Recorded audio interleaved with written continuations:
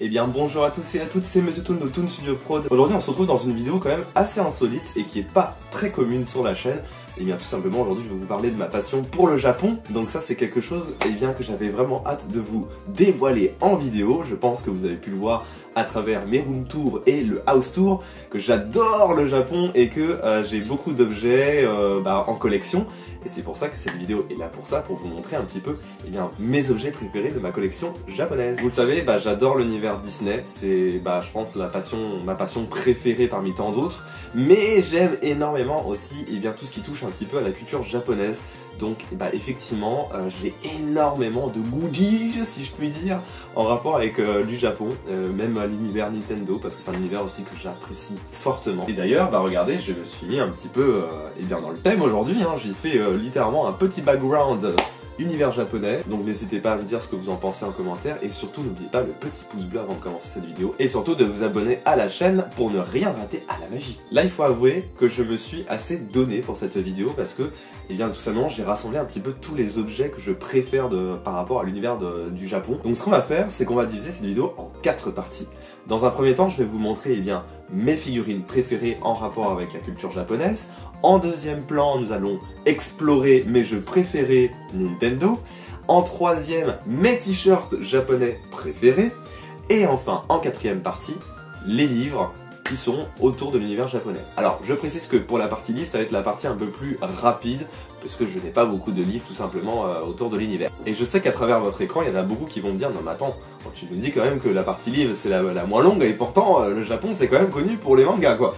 Bah oui, mais c'est juste que j'ai vendu en fait tout simplement toute ma collection, parce que ça prenait beaucoup trop de place et que j'avais au moins 500 mangas littéralement avant dans mon ancien appartement, et j'ai préféré en fait tout vendre lors d'une brocante.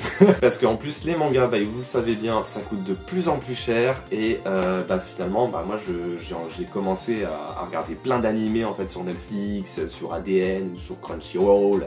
Donc en fait il y a tellement de plateformes maintenant de streaming qui vous permettent d'avoir accès à quasiment tous vos mangas préférés. En plus je pense que c'est pas choquant de nos jours, parce que la plupart lisent des mangas en numérique ou alors vont à la Fnac toute la journée pour lire leurs mangas préférés. Est-ce que vous êtes prêts les toons à découvrir un petit peu tout ça? Alors il faut savoir que la plupart des objets que je vais vous présenter, ça vient un peu de partout, Il y en a qui proviennent des conventions comme la Japan Expo, Paris Game Week, etc. Et il y en a d'autres, pour le coup, c'est un peu aléatoire, j'ai pu les trouver dans des endroits complètement plus insolites. C'est pour ça que c'est intéressant dans cette vidéo, je vais un petit peu vous dévoiler où est-ce que j'ai acheté la plupart de mes objets. Bon, la plupart c'est beaucoup sur internet, vous le savez bien, parce qu'il y a des objets un petit peu de collection qui sont très compliqués à trouver sur place.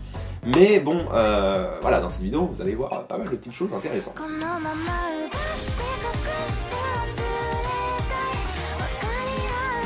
Cessons de bavarder, chers amis, nous allons commencer cette vidéo avec la partie figurines.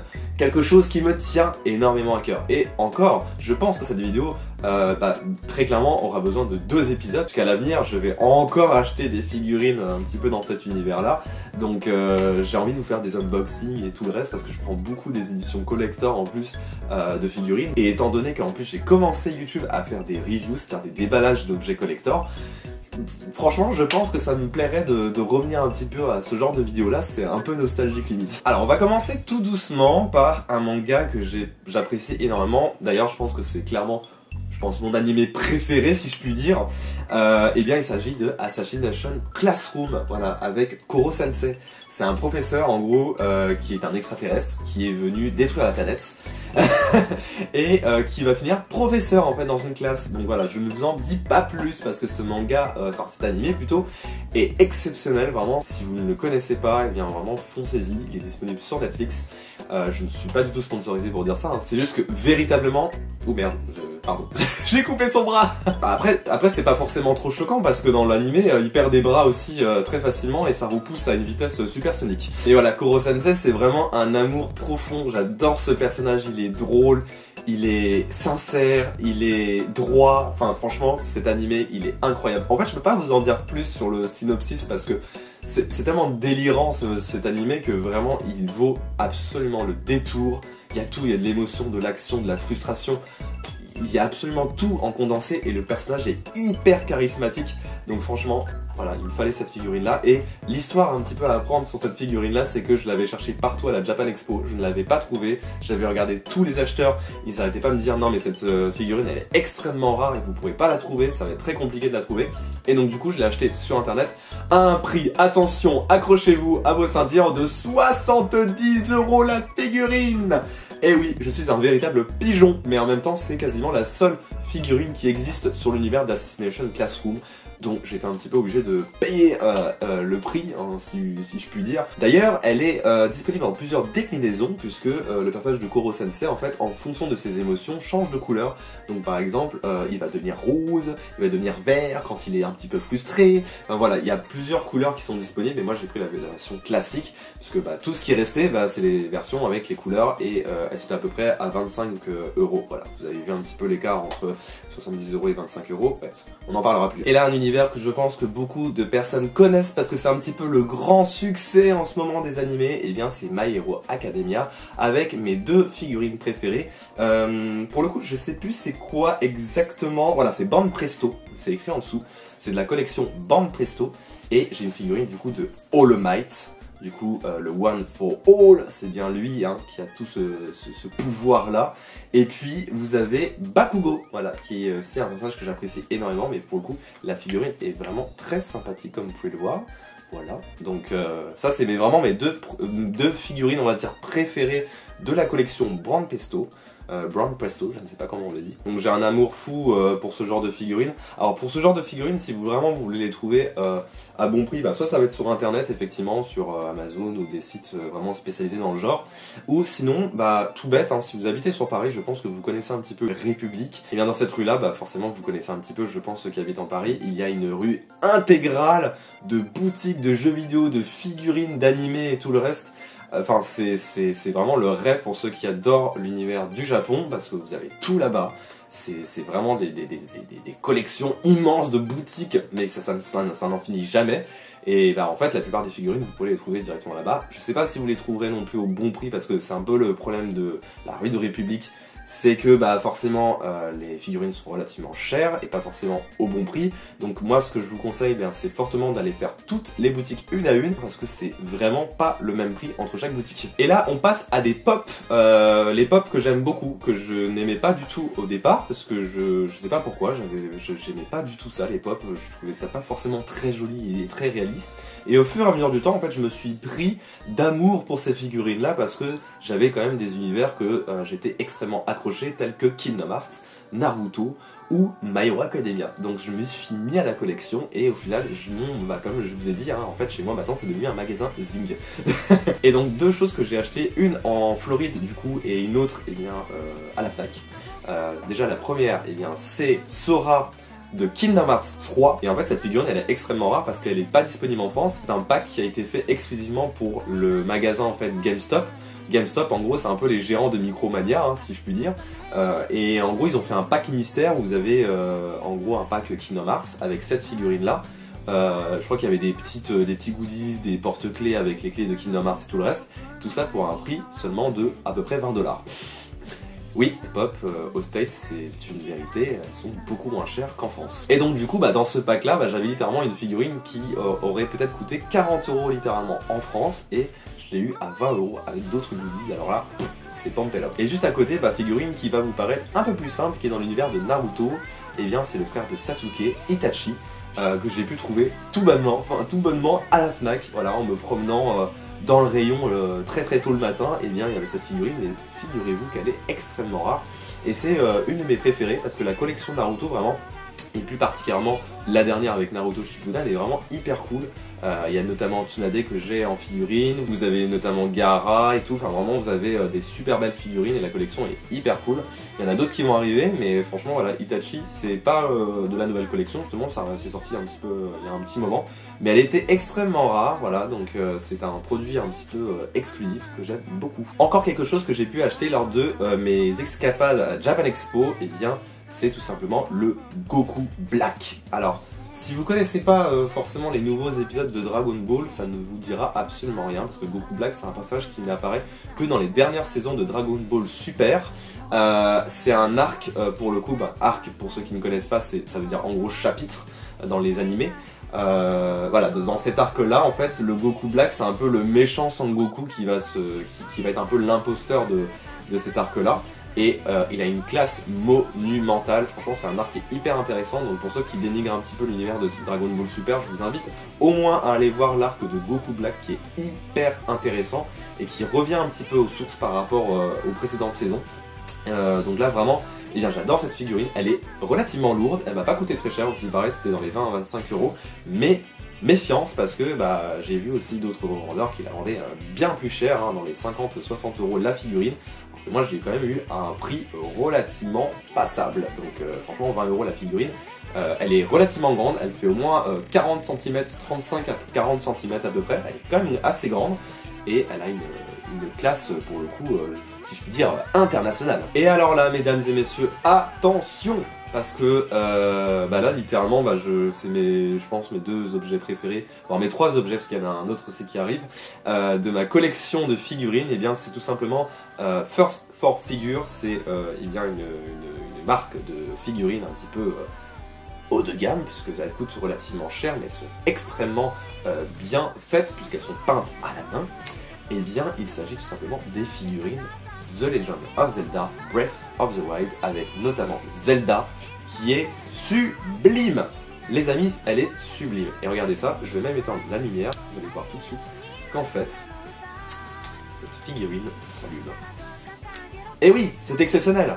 Donc voilà, Zelda Breath of the Wild, je pense que vous le savez, c'est un peu genre mon jeu préféré parmi tant d'autres, parce que l'univers de Zelda, j'y suis extrêmement attaché. Ce jeu, réellement, c'est un amour profond, je ne peux pas vivre sans.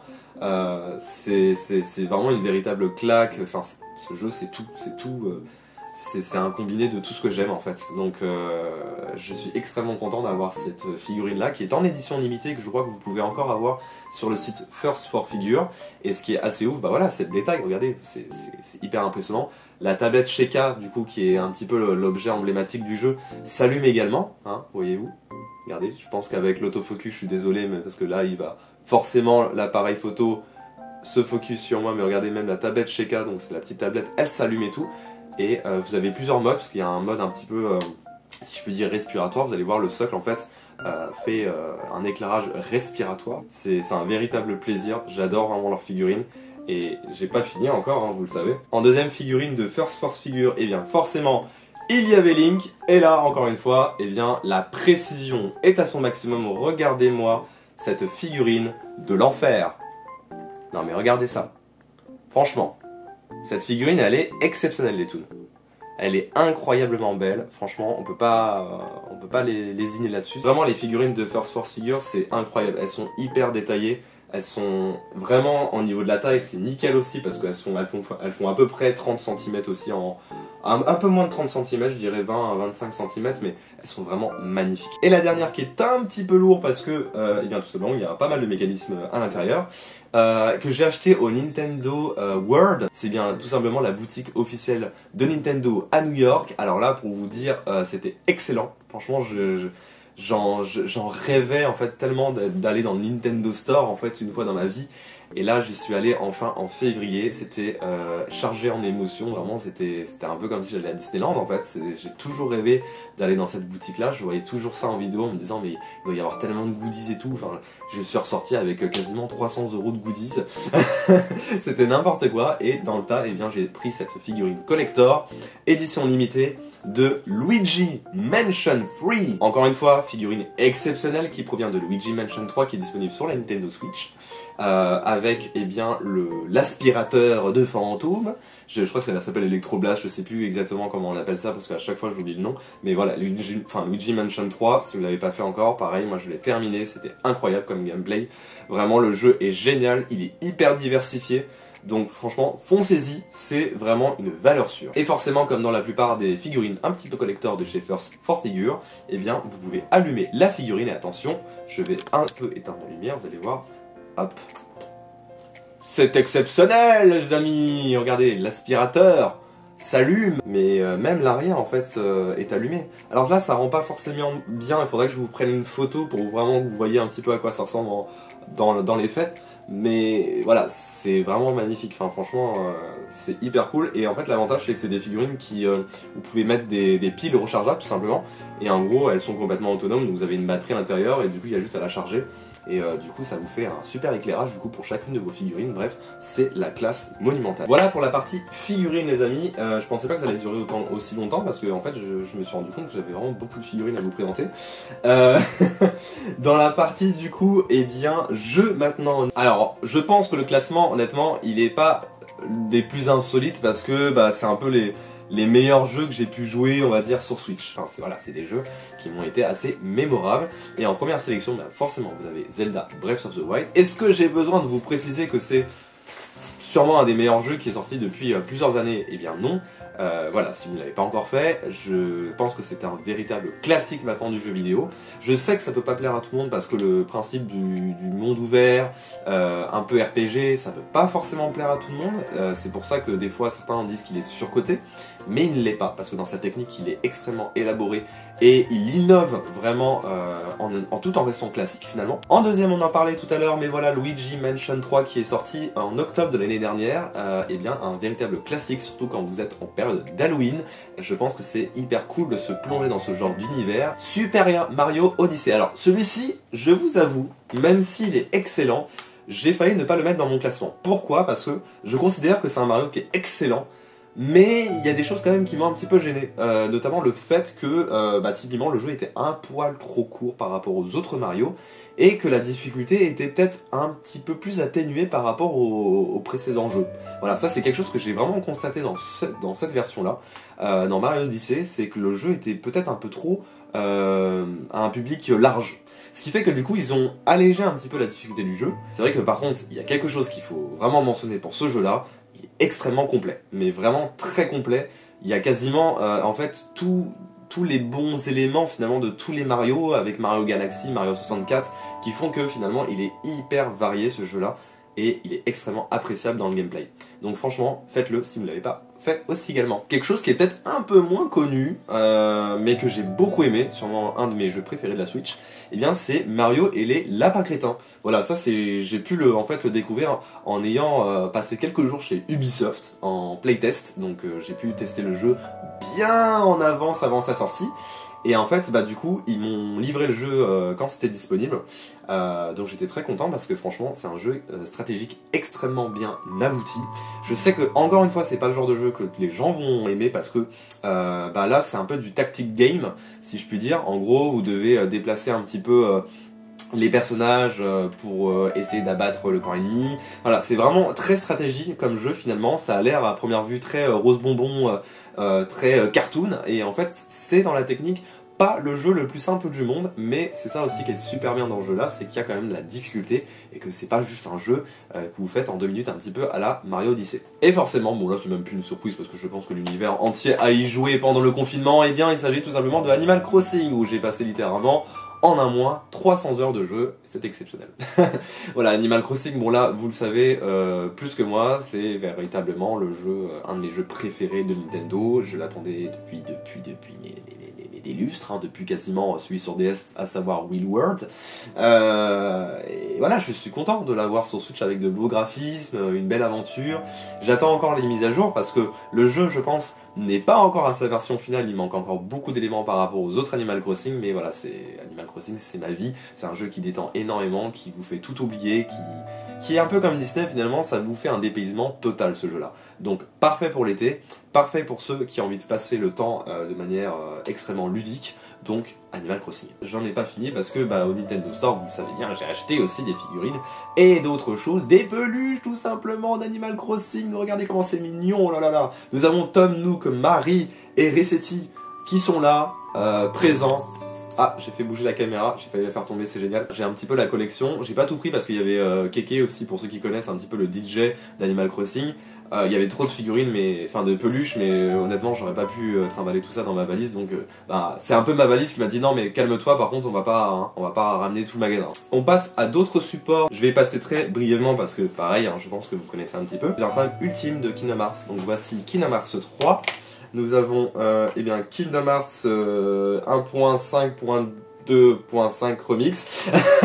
Non mais là, Kingdom Hearts, vous savez, hein, les noms de Kingdom Hearts c'est n'importe quoi, c'est la trilogie, j'allais dire trilogie, n'importe quoi, il y en a je sais pas combien, il y en a 7 ou 8 différents, voilà, c'est le mix, le combo parfait entre l'univers de Square Enix et de Disney, et maintenant de Pixar, hein, dernièrement avec Kingdom Hearts 3. Voilà, c'est un jeu incroyable, tout simplement, par son scénario, par la profondeur finalement, la véritable profondeur du jeu qui essaye de s'exprimer à travers tous ces épisodes là. Donc j'ai toute la collection au complet. Et maintenant on passe aux livres. Bon là j'ai un petit peu honte de vous présenter les livres parce que j'ai pas grand chose. C'est vrai quand j'ai beau être hyper passionné de culture japonaise, je ne lis pas tant de manga que ça maintenant, je regarde beaucoup d'anime surtout. Et j'ai pas beaucoup de livres en fait, même sur les univers en général, j'en ai pas beaucoup, et en fait ces derniers temps je suis en train de racheter plein de livres, et c'est que maintenant où je suis véritablement en train de recommencer un petit peu ma collection. Donc en premier livre que je vous conseille, eh bien c'est Otomo, c'est un livre de la collection Rokirama, c'est un hors-série de Rokirama. Rokirama, pour ceux qui ne connaissent pas, en fait c'est eh bien une sorte de livre, de bouquin en fait tout simplement, lié en fait à la pop culture, et il y a plusieurs univers différents, notamment moi j'en ai un deuxième que je vais vous ramener. Et je pense tout simplement que ça, pour le coup, le Rokirama, l'Enchanteur, enfin Walt Disney l'Enchanteur, c'est quasiment presque un des meilleurs bouquins que j'ai pu lire. Il est super beau, regardez la jaquette, enfin, c'est exceptionnel, hein, c'est complètement en mode rétro new wave, enfin, moi j'adore. Et donc du coup Rokirama, c'est vraiment, ça s'intéresse en fait à la pop culture en général. Donc généralement vous avez des dossiers comme ça où c'est concentré soit sur une personne comme Walt Disney. Donc là c'est vraiment un Rokirama classique, hein, c'est pas un hors-série. Et dans les hors-séries en fait ce qui est bien c'est qu'après vous avez plusieurs choses un petit peu mélangées. Donc là typiquement il parle de 1988. Donc qu'est-ce qui s'est passé en 1988 à la sortie des grands mangas comme les gros classiques japonais. Toujours dans le même esprit que tout à l'heure, eh bien je vous conseille des éditions First Edition, et bien le livre La Légende de Kingdom Hearts, qui est disponible en 3 tomes. Je crois que le 3e tome a dû sortir il n'y a pas très longtemps, moi j'ai les 2 tomes. Ça vous raconte eh bien toute l'histoire, mais quand je vous dis toute l'histoire, c'est vraiment toute l'histoire. Vous avez 500 pages, hein. Ça c'est que le premier bouquin, il y en a 3. Et en dernier, eh bien, hop, dans le bon sens c'est meilleur, je vous conseille toujours encore Assassination Classroom. On n'en parlera pas parce que de toute façon je vous en ai déjà parlé, mais voilà, je l'ai en version dessin. Là ce que vous avez c'est Koro Quest, en fait c'est une version différente de Assassination Classroom. Parce qu'en fait ils ont fait une version classique du manga et une version RPG. Un peu comme dans un jeu vidéo, donc c'est la même histoire en version un peu jeu vidéo, voilà, c'est un peu drôle, mais je vous le conseille parce que finalement, je vous ai déjà conseillé tout à l'heure Assassination Classroom, donc si vous aimez bien l'univers et que vous voulez encore la relire, dans une autre alternative finalement, eh bien il y a Koro Quest, qui est plutôt sympa. En fait, je pensais pas que cette vidéo allait être aussi longue, j'ai trop d'objets en fait, c'est une catastrophe, j'aurais dû faire ça en plusieurs parties, parce que là, je me rends compte qu'à quel point en fait je parle, c'est interminable cette vidéo. Et là on passe à mes vêtements préférés, que j'ai tendance à mettre le plus souvent dans l'univers du Japon. Alors, pour le coup, j'ai pas tout mis parce que j'ai beaucoup d'affaires et il y en a qui sont au sale. Mais voilà, c'est intéressant, je voulais vous montrer aussi un petit peu par rapport aux habits, où est-ce que je vais acheter mes habits tout simplement. Donc ça peut vous donner des idées pour ceux qui aiment un petit peu l'univers japonais. Le premier t-shirt, il vient d'Uniqlo. Alors pour le coup, je suis désolé de vous annoncer que vous ne pourrez pas le trouver parce que c'est une collection UT de chez Uniqlo et vous connaissez les collections un petit peu UT animées, et bien c'est un petit peu compliqué de les retrouver après à Uniqlo quand il n'y en a plus en stock. Donc celui-ci c'est My Hero Academia, voilà, il est magnifique, c'est un t-shirt bleu turquoise, voilà, ce qui n'est pas commun comme couleur, c'est une couleur qu'on retrouve pas forcément souvent en t-shirt, donc voilà, on a toute la bande de My Hero Academia, vous pouvez peut-être la trouver chez Uniqlo si encore vos magasins ont du stock, mais honnêtement je veux pas vous donner faux espoirs, c'est un peu compliqué. Celui-ci il est un peu froissé, je suis désolé, hein, il était prêt à partir au lavage et je l'ai ressorti carrément des tombes pour vous le montrer. Et eh bien c'est de la marque Talister et on est sur un t-shirt de princesse Mononoke. Talister en fait qui fait vraiment des créations vraiment typiquement streetwear en fait dans l'hiver du Japon, mais regardez comment c'est beau. C'est magnifique. Vous allez voir encore une fois, j'adore Ghibli, hein, parce que encore une fois, le prochain t-shirt, eh bien, ça nous vient de Pampling, que vous connaissez beaucoup parce que je pense qu'ils ont un peu sponsorisé tout le monde, y compris moi. Et donc là, t-shirt Totoro, voilà, c'est ça vient de créateurs, voilà, qui ont fait le t-shirt. C'est très cool parce qu'en plus j'avais peur que ça ne résiste pas au lavage parce que c'est une sorte d'impression, voilà, sur t-shirt. Mais ça résiste plutôt bien. Je suis plutôt content du résultat. Et nouveau t-shirt du coup que j'ai acheté il y a pas très longtemps et que j'adore et que j'ai acheté sur Talister également. Et bien là c'est un t-shirt Demon Slayer. Voilà, c'est un nouvel animé qui est sorti il y a pas si longtemps que ça. enfin, un petit peu maintenant, mais c'est vrai que pas très longtemps. Et regardez ça. Magnifique, n'est-ce pas? Vous avez Yoko aussi, la marque de Squeezie, qui fait un peu dans ce thème aussi japonais. Et pareil, chez Talister, toujours ces jeux, j'achète des t-shirts un petit peu comme ça. C'est plutôt sympa, vous voyez, c'est vraiment beau. Ils font des belles illustrations, et pour le coup, bon là, c'est vraiment eux qui font entièrement l'illustration. Ça ne vient pas d'univers d'animé ou quoi, donc c'est vraiment beau. Franchement, à conseiller. Voilà les amis, c'est donc la fin de cette vidéo. Elle a duré extrêmement longtemps, je ne pensais absolument pas, mais je pense qu'au moins vous allez bien vous amuser à découvrir un petit peu toute ma collection. J'espère que ça vous aura plu les amis et que vous aurez profité de cette vidéo. J'ai vraiment hâte de pouvoir vous montrer mes futures aventures et notamment peut-être d'aller au Japon avec vous pour et bien tout simplement réaliser un petit peu mon rêve d'enfance d'aller au Japon. Malheureusement avec tout ce qui se passe c'est très compliqué et je ne sais absolument pas quand je pourrai y aller, mais je vous en tiendrai bien évidemment informé parce que bah là vous savez bien Super Nintendo World en plus va bientôt ouvrir à Universal Studios, donc j'ai vraiment hâte d'y aller. Et bien évidemment Tokyo Disneyland, comment l'oublier, c'est quasiment le parc le plus beau du monde. N'hésitez pas à me dire dans les commentaires ce que vous en avez pensé de cette vidéo et bien évidemment de laisser un beau petit pouce bleu, très important pour soutenir un petit peu la chaîne. Et bien évidemment pour ne rien rater à la magie, il faut s'abonner, c'est très important. On se retrouve du coup la semaine prochaine pour une nouvelle vidéo, n'hésitez pas à me dire en commentaire ce que vous aimeriez avoir.